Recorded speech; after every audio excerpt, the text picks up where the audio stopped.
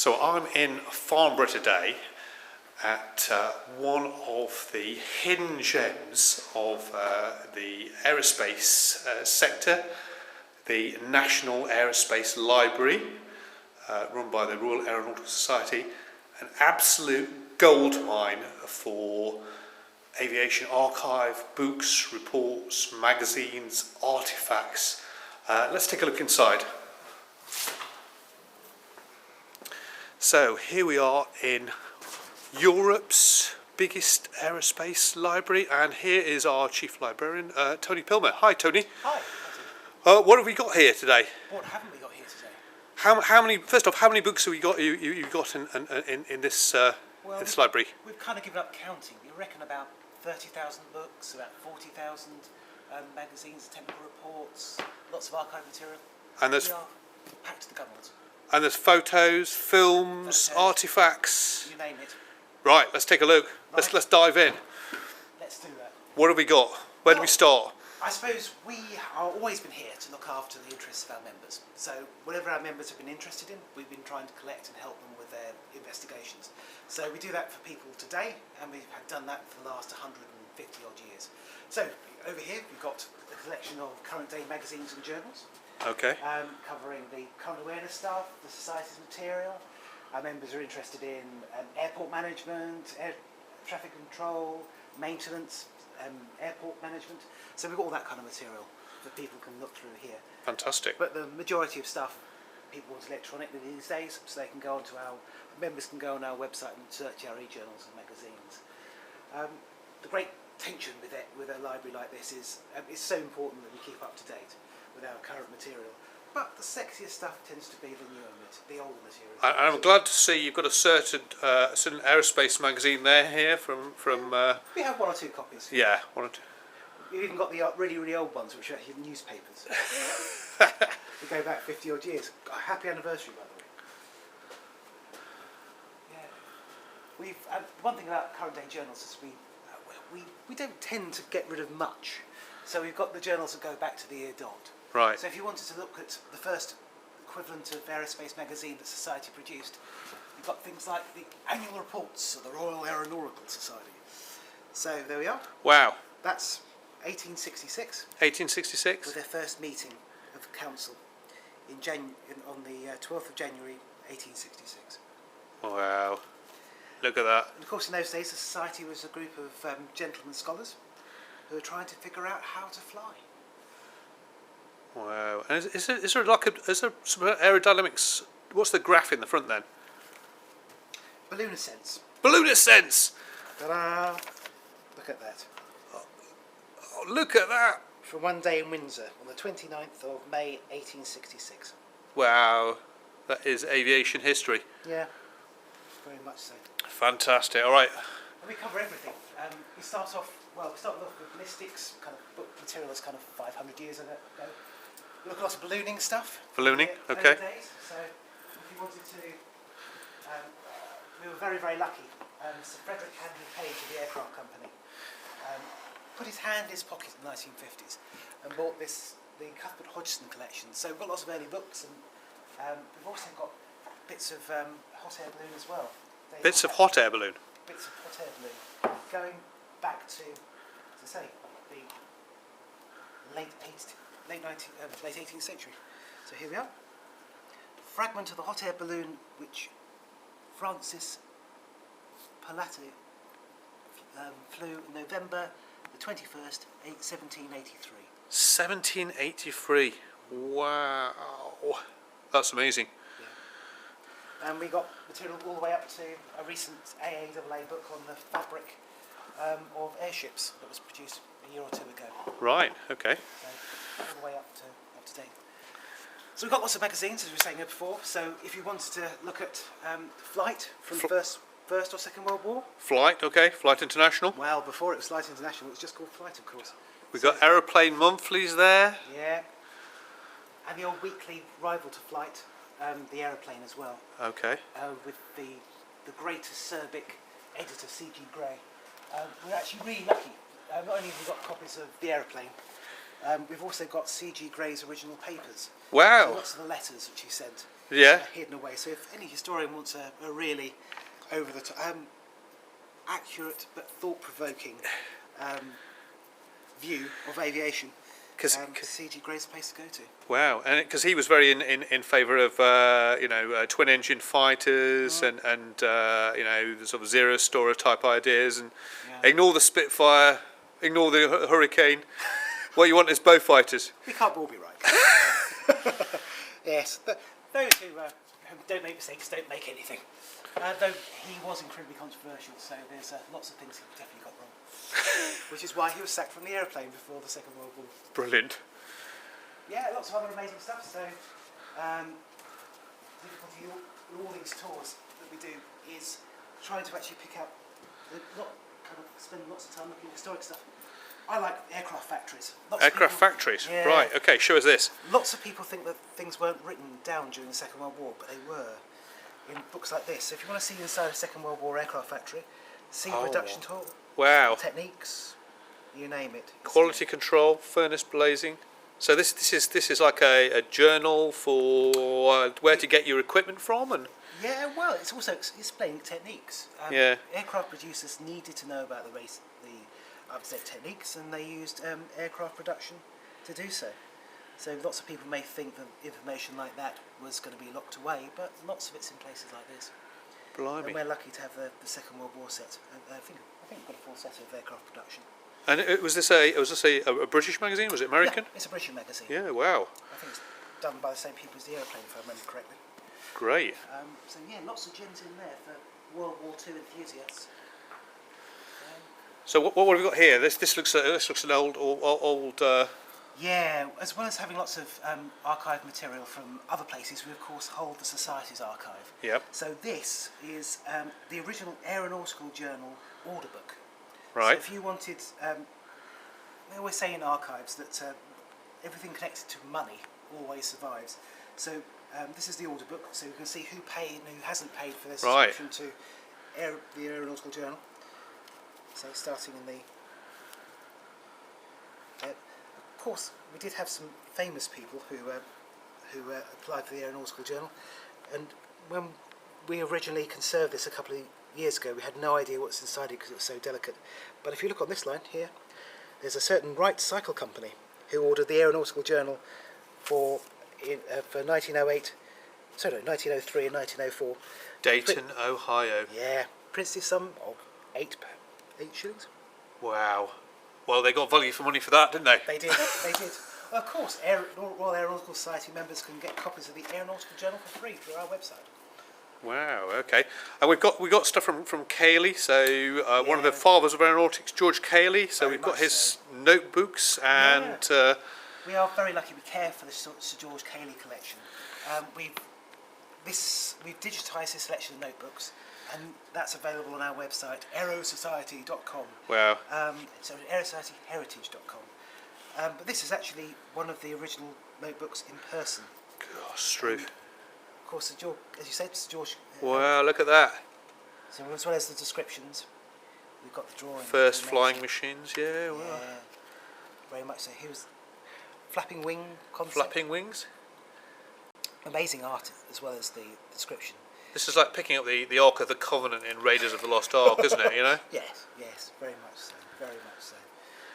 And the amazing thing is we've got our volunteers to transcribe all the notebooks, and he was interested in so many different things. It wasn't just aeronautics. It wasn't just the discoveries of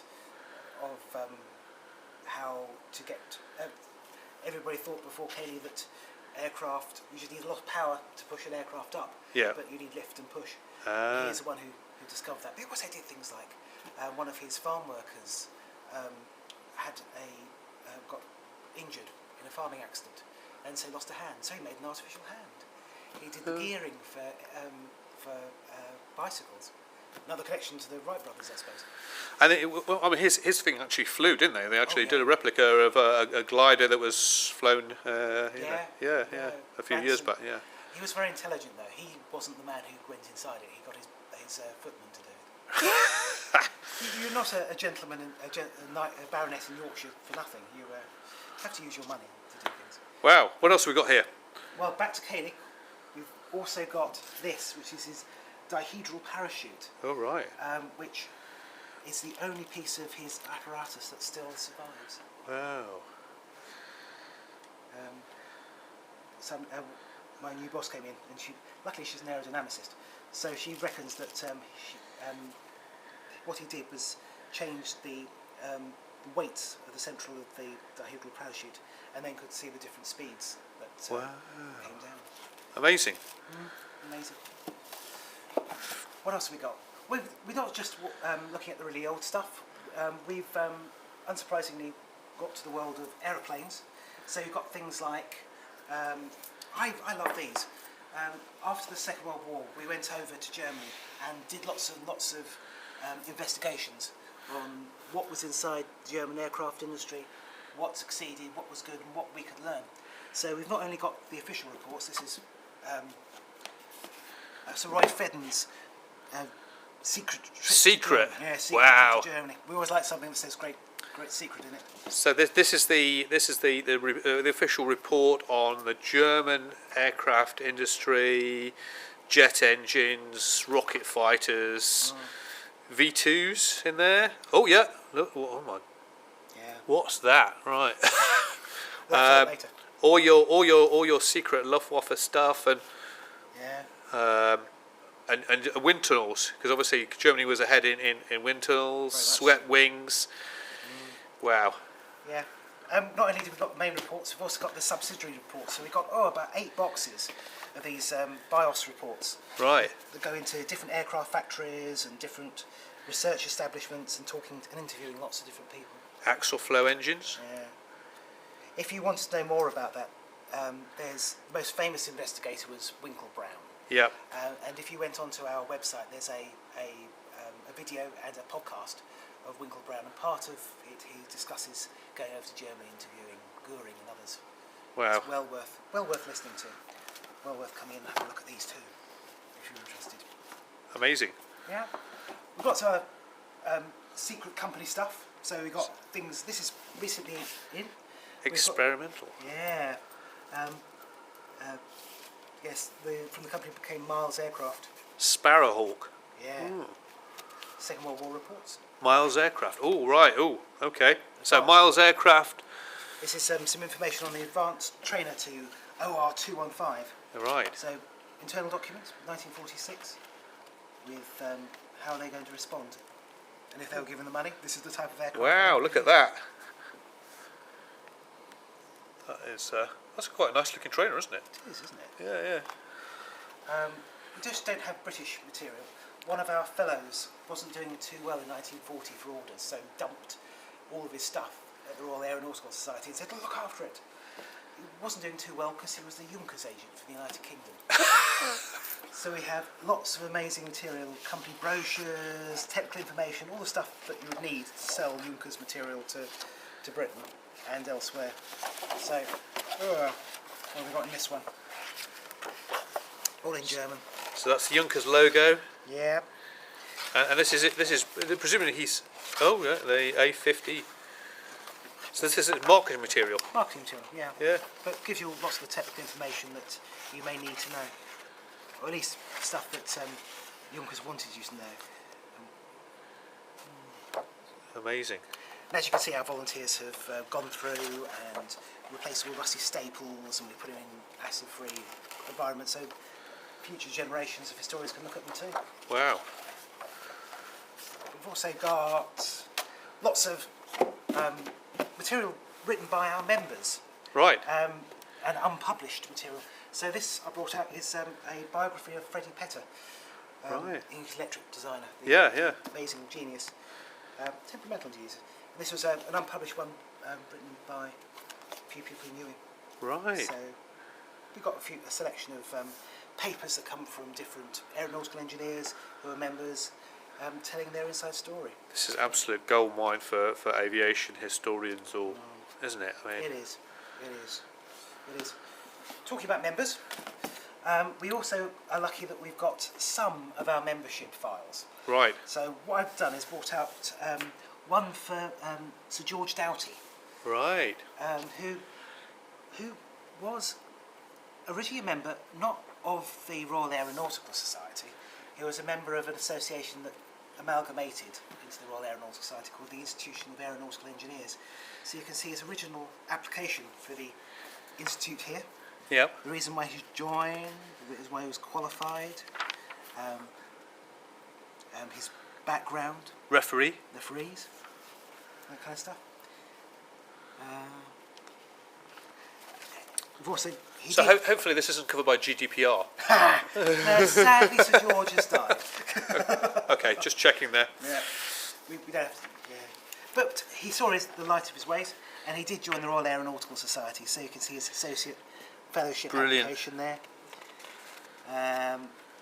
Sometimes these documents have got a one-sided bit of paper because the grading committee can't read an entire four-sided bit of paper. But my favourite in these packs are these.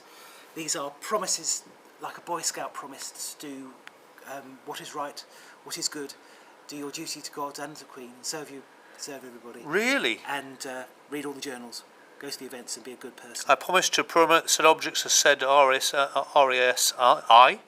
far as in my power, attend their meetings thereof as often as I conveniently can. Yes, I'll be showing these kind of things to a few people and thinking, oh, perhaps we should do this again. Right. So watch this space for the new membership renewal packs.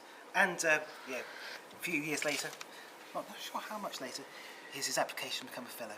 Wow. We've got some pretty photographic graphic material as well.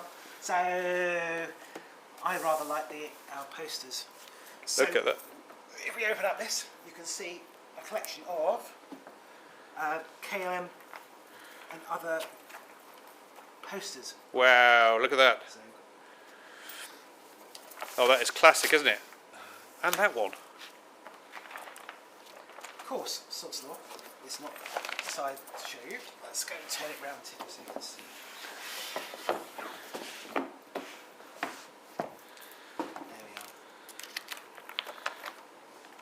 Oh, that is classic Art Deco stuff, isn't it? It is. We're so lucky. There's lots of them. Aviation's always been stylish.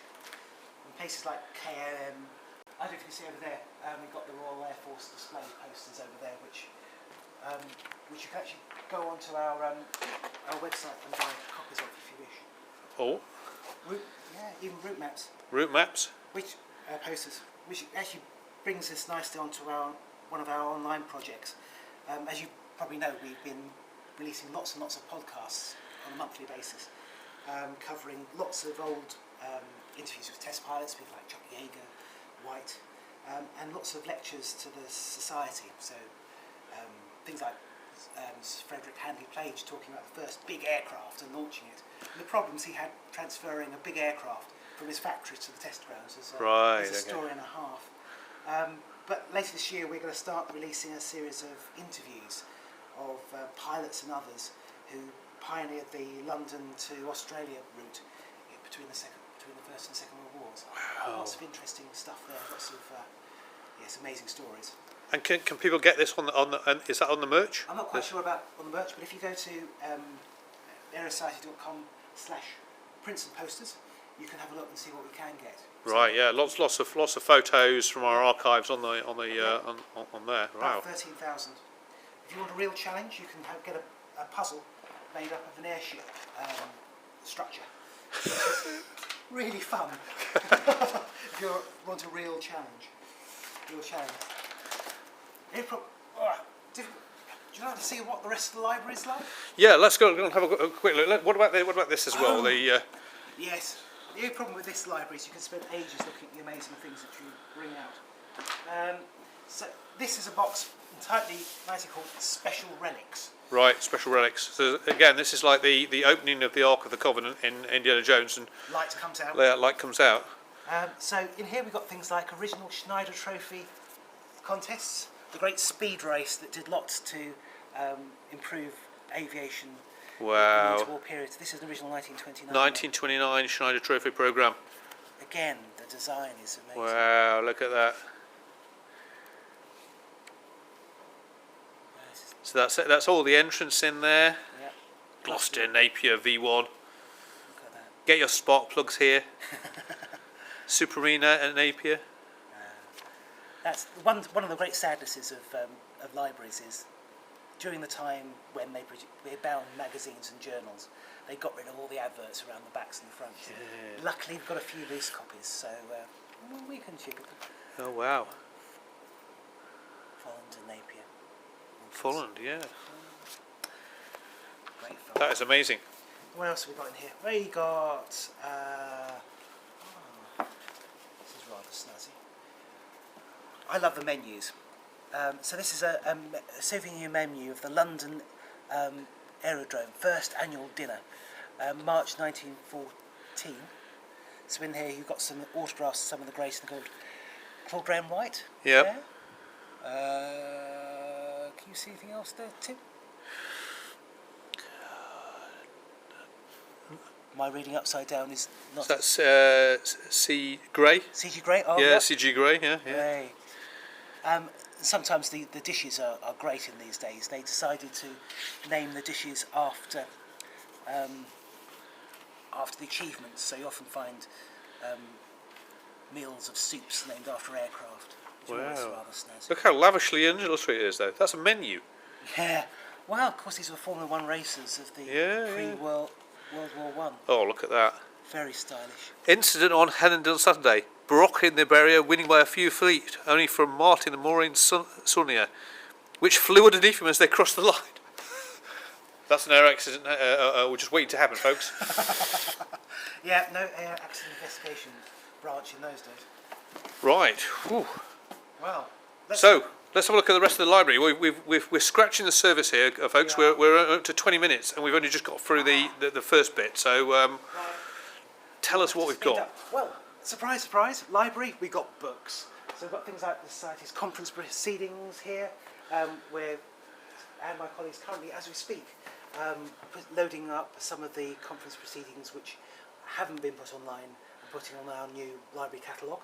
So if you're looking for something interesting, it might be worth having a look at there. So when do our conference proceedings go back to? Well, the first one's from the 1950s. Right. The Anglo-American conferences, I think. It might be 1920s, actually.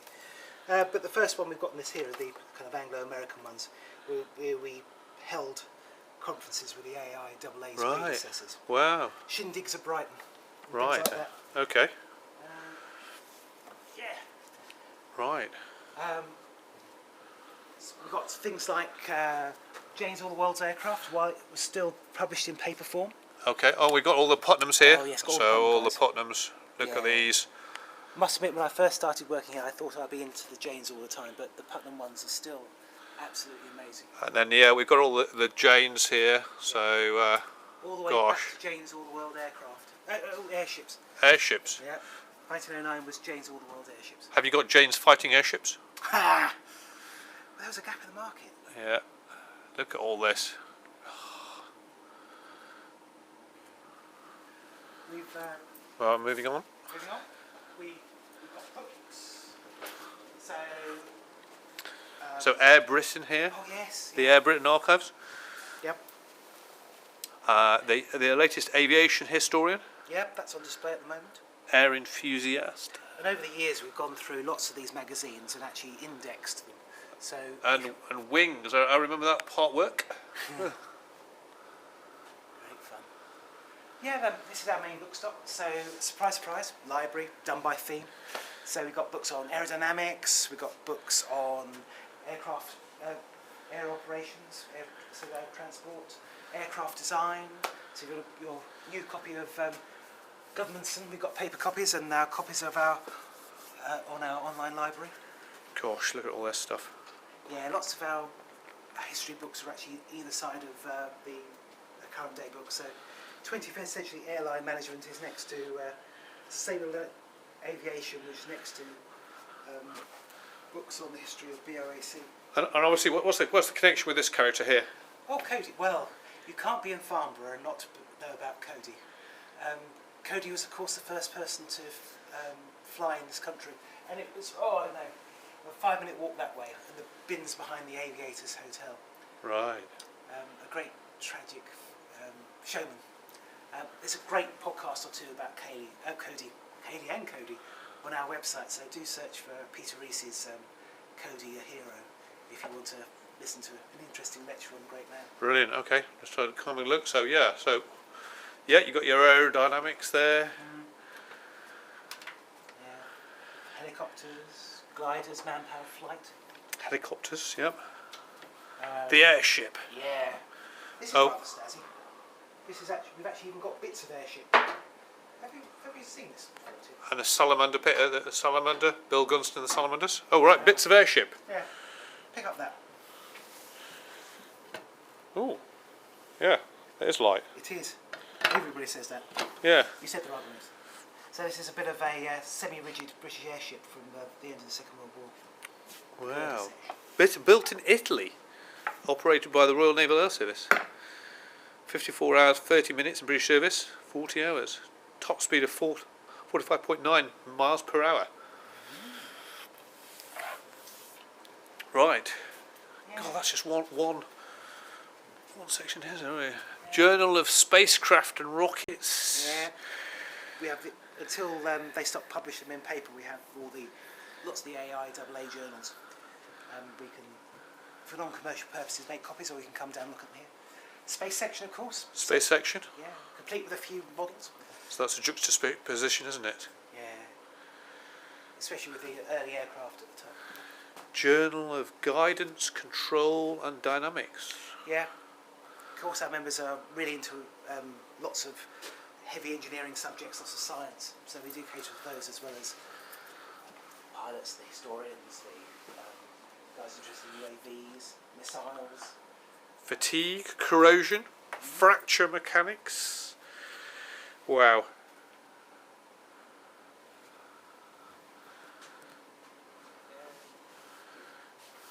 Avionics, piloting, navigation, satellites. You name it, we've got it. Wow.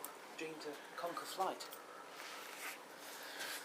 As the Society's older saying it. And history section as well. So Journal of Aircraft we've got here, bound. We've got Aviation Week. We actually had a phone call from Aviation Week, I don't know, 5-6 years ago. This week. And they said, do you by any chance have our the first copy of Aviation? They didn't have it in their archives. They actually sent somebody to come and scan the first edition. So this is the first copy of Aviation Week. Yep, when it was called Aviation. It was called Aviation in those days? Aviation and Aeronautical Engineering. Wow. Look at that. So that's the one they didn't have, the one that got away. That's amazing. Advertising a course in aerodynamics and airplane design. Is that? The course will be subdivided. Oh, right, okay. This is bonkers. The history section. So we've got First World War, Second World War, history of aircraft companies, biographies, aircraft types. So you've got all the war in the air here, World War I, the RAF, Soviet aircraft, action stations, British aviation. Appropriate enough there, wings on my sleeve in the biographies. Could not have that, could we? Ace is high. Battle of Britain. God, Struth. How do you get all these books? Where do they come from? We're very lucky because certain publishers donate them. Certain publishers, we also do book reviews for the Society, so sometimes we can get copies of those books that go through the book review process. And we get lots through donation as well from our members and others who want to find a safe place for their collection. Especially useful is the kind of company material that we've got. So we've got lots of kind of internal reports which people are probably told to get rid of. We don't want that old rubbish anymore. Can't dare to throw it away. And so they put it in their loft, and then eventually when they can no longer keep them for one reason or another, they come here. So things like the miles you see. Certain famous British astronaut here. Yeah. Test flying. Nimrod.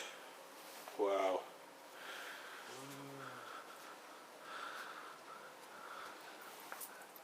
Astronautics and aeronautics.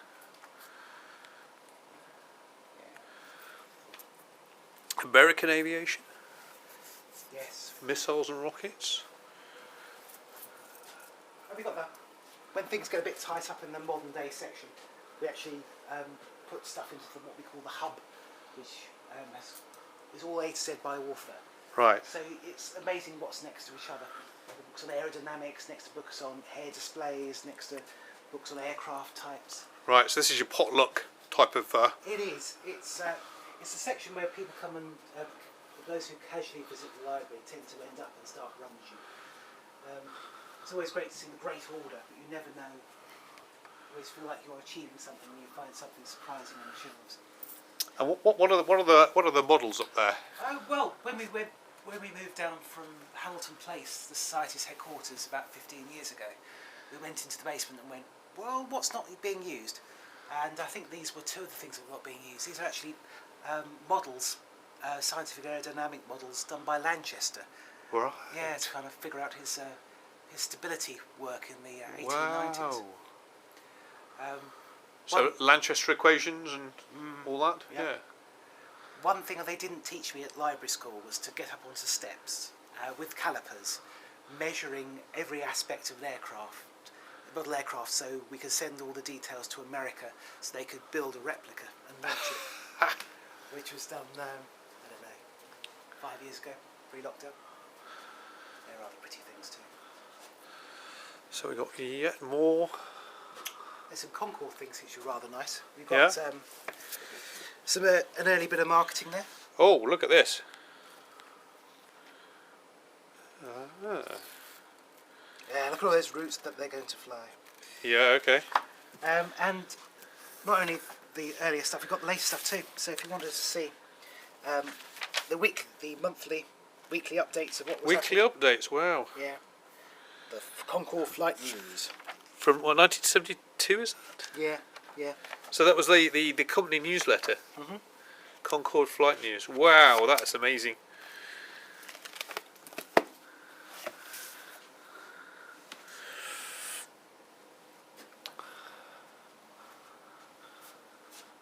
Space vehicle mechanics. The birth of flight. Landing gear design.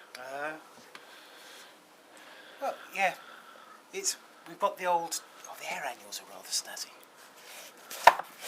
The annual guides to aviation, all done each year, so you can actually. So this is like a yearbook that came out then in. Exactly. Latest aircraft types, the cutaways. All right. Okay. What's happening with light aircraft? What's happening with ground equipment and aerodromes? Ground equipment. Wow. Propellers. Ah, the ferry battle. Yeah. Cutting edge in its day. Wow, that's brilliant. Lots of nice statistics in there for those who need statistics. Great fun. We've got lots of technical reports, so lots of Royal Aircraft Establishment technical reports, lots of stuff from NASA and NACA. Where all the futuristic research that was happening 40, 50, 60 years ago. So obviously NACA is the forerunner of NASA. And so you've got plenty of stuff there on sort of supersonics and X-15 and. Should do. If it was the subject to a technical report, we should have it. We've got main runs. And this is a working library as well, isn't it? So Tony, so people are coming here, and you've got inquiries from researchers who are trying to find out problems for sustainable airliners and eVTOLs and things like that. And they're asking for how can you help us? Yeah, lots of the time with those guys, they're looking for inspiration from past years. So they're looking at old aircraft concepts, see what can be learnt from that. Will tailless aircraft be working well in the wage of eVTOL? May very well do. So we're looking into that. Yeah. Lots of the current day inquiries come through the e-library. So we've got over 600 books, lots of e-journals, which all members of the Royal Aeronautical Society can log onto our website and look at. And if I'm not a member, how do I use this library? You just turn up. We Yeah. are here on Tuesdays and Wednesdays. Right. Tuesday and Wednesdays, 10 till 4. We're open Thursdays by appointment. And most importantly, if you have any questions or any points or need any help, give us a shout via the phone or via email, and we'll do our best to help. Right. We help people come through the door, and we help send people stuff through emails. Yeah, Rotor and wing, sailplane and glider. yeah. Got old copies of the RAF lists. Got some more marketing stuff here. If you came here on a Tuesday or Wednesday or Thursday, you would see our conservation volunteers doing amazing stuff. So I've brought out a box of stuff they've done on Rolls-Royce. Right. Okay. So this is Aero Engines. This is a marketing brochure from 35. Wow. Okay. So they've repaired all the paper around there. So Yeah. so it's stabilising it. Covered it in a inert plastic cover, so it doesn't get damaged in handling. You've got re-sewing the rusty staples. Wow. So important to preserve this stuff, isn't it? Yeah, we're here for not just today, but for the next generation too. Ooh, look at that. Kestrel. Kestrel engine.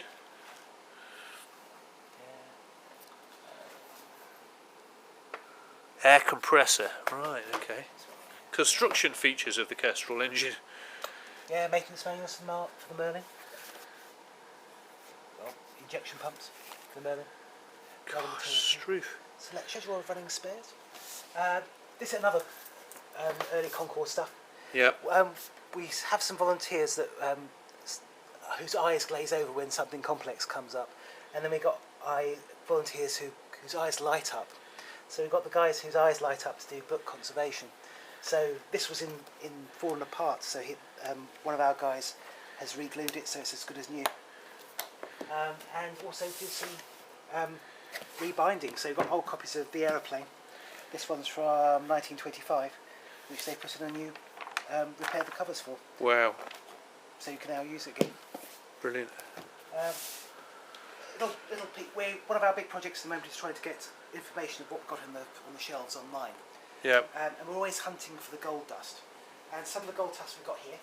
So, consultants' reports. Ogilvy and Partners from the 1919 to about 1925. And so they went out and did lots of reports for whoever gave them money. So lots of the developments in civilization, in civil aviation. Is there going to be a market in China, for example? Right, okay. Why was this aircraft happen? Yeah. We want to report, says the insurance company, because we're not quite sure. What do you think of this book review from the Royal Aeronautical Society? So our volunteers have gone through this. What's that one? Lord Ware's paper. Oh, that's yes. Research for members of the nobility on what they should write in their speeches. Yes, so lists of these will soon be going onto our website. So some more fresh meat for aeronautical. Wow, that's stories. amazing. And we've got some reports from BEA as well. These are memorandums on helicopters and flight trials for concepts and aircraft which may or may not be of use for BEA. So when's this date from? 1950s onwards. This is 1950s. 50s. 50s to 70s. Helicopter operational problems emerging from the experience of the BEA Helicopter Experimental Unit. If that isn't useful for people doing eVTOL infrastructure planning, I don't know what is. Yes, all the mistakes have been made before. You just need to learn from them. Yeah, you got the air enthusiasts here. Yeah, maybe. Yeah. Oh, so many magazines. We have. So little time. We've got more.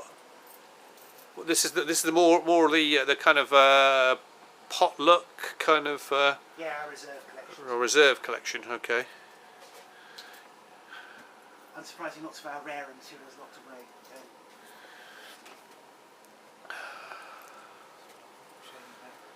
We've got a good collection of foreign material because lots of the developments happening in aviation are on the continent. Yep. So we've got journals and going back to the early 20th century, before. One of our big projects is This is rather nice. Cuttings to do with Peggy Salamon's trip. I think she's the first woman to dash from London. Was it South Africa or Australia? Right. South Africa. So this wow. is actually her Scrapbook scrapbook. of a record-breaking flight. Mm-hmm. Limp to Canada, 5 hour day. 5 days to South Africa. Wow. Breakneck speed. Which it was, obviously, in those days. New Wonder Air Girl. Yeah, Peggy Athens. We've got a couple of collections from early female aviators. 19. Wow. Cheerio, mummy, and off to Cape. Love it. Yeah. And then this is obviously this is the control stick from a Gloucester Javelin prototype from the famous Bill Waterton, who quickened the dead, and who got a George Medal for saving the film when the thing crashed. He was a famous test pilot of the day. Yep. And then went on to be the aviation correspondent of the Daily Express, and he got himself into hot water by reporting on the British aviation industry and making unflattering comparisons with how far the Americans were ahead. So, fantastic bit of history there. God, look at this. So this is all the Air and Cosmos. Got all the international publications here. Yeah, we've actually had somebody come in and we systematically went through some of the German and the French stuff, and they were amazed how much was actually contained that the Continental press picked up, but our press didn't. He was a happy chappy for a few days going through about that. So much good stuff here.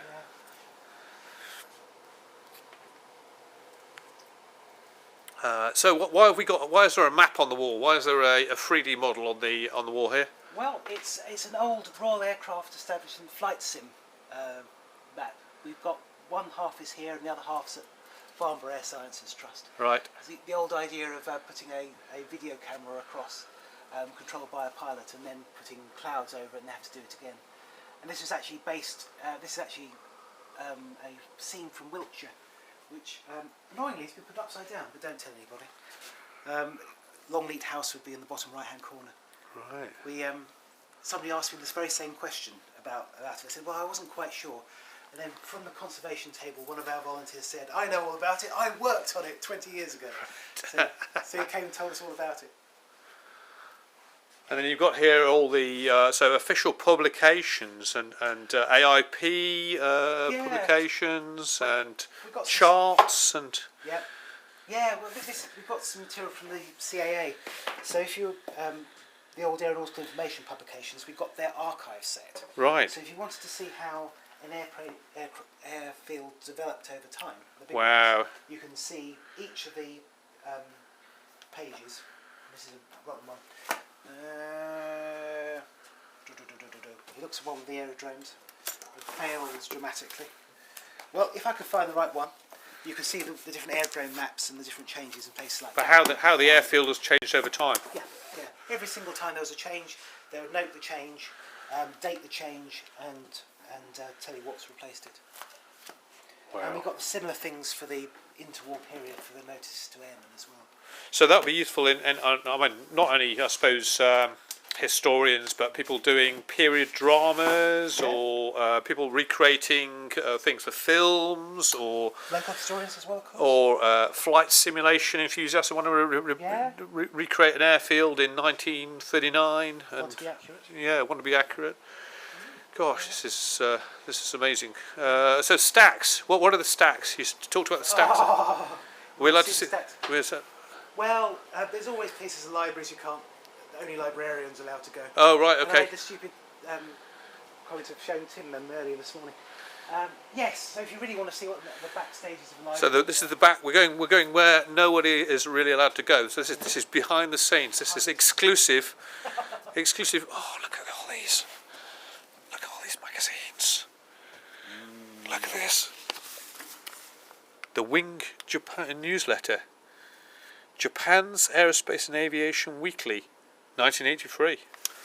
Yeah, we had somebody coming to do some research. What was it on some of the African airlines?